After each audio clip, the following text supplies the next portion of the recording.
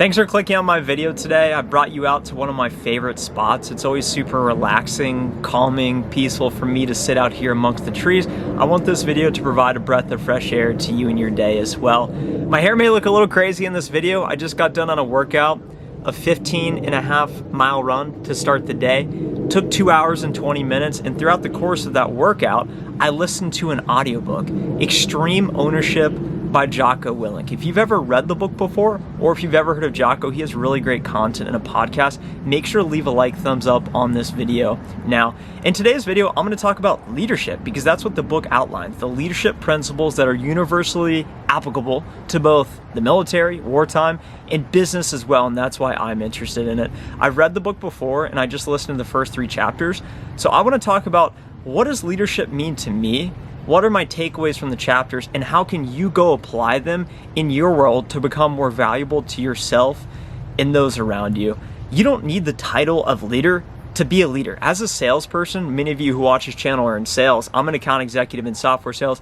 We are the CEOs of our own business. So it starts with having extreme ownership for ourselves and our own world, and then ultimately we can become a role model for those around us. So I'm going to get into that as well.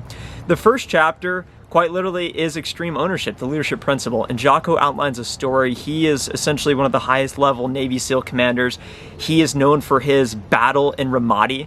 He has hundreds of soldiers under his purview, and within the first couple months in Ramadi, he had what's called a blue on blue, which is friendly fire, which is one of the worst things that can happen in the military.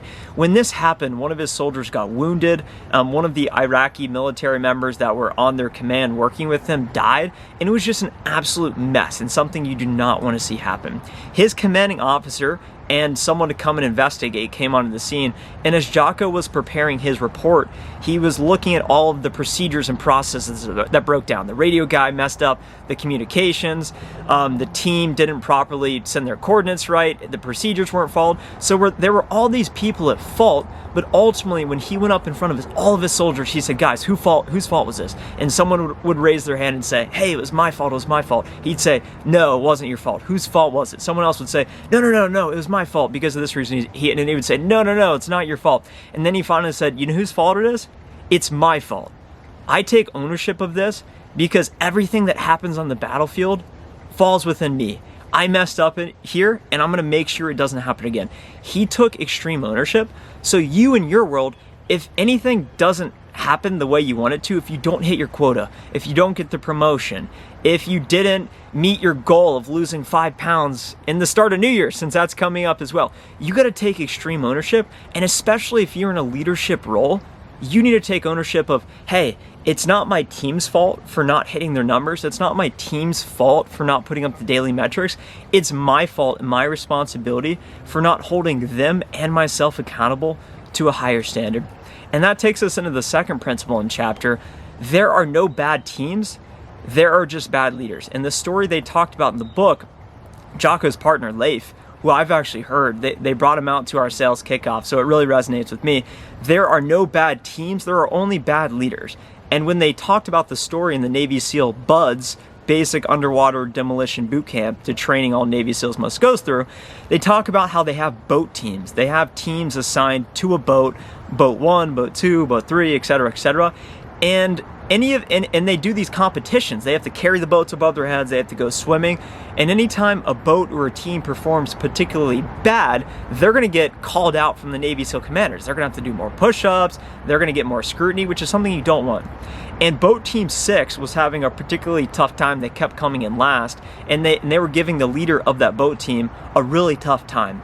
Meanwhile, there was boat number 2 who was winning all of the competitions, and they had a great leader. So what the head commander did was actually swap out the leader of the high-performing team on boat 2 with the lowest-performing team on boat number 6, and then in the next competition, believe it or not, it sounds made up, but boat 6 actually won the race in a dominating fashion.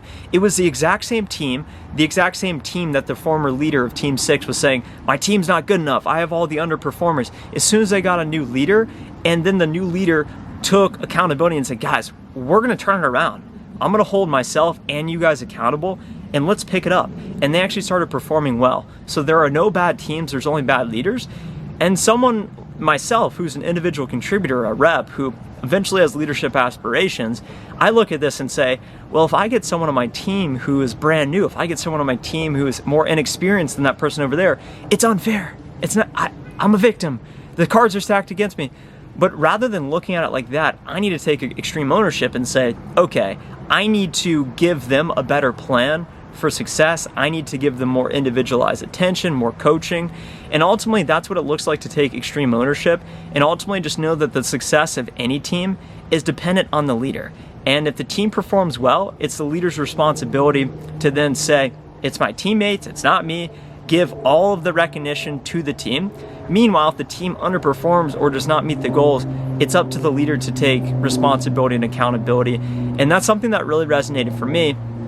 And as I take these learnings and principles to the real world and actually on a day-to-day practical basis, the way I look at it is I want to make a lot of money, okay? I want to become rich. I want to be successful. I want to be a role model. I want to be an inspiration for others. These are all goals of mine and aspirations. And a lot of people look at sales as a lone wolf. You can show up, you can work really hard, be a quarterback of others, bring on the right resources, make it happen, and you can make a lot of money, and that's really impressive and really great.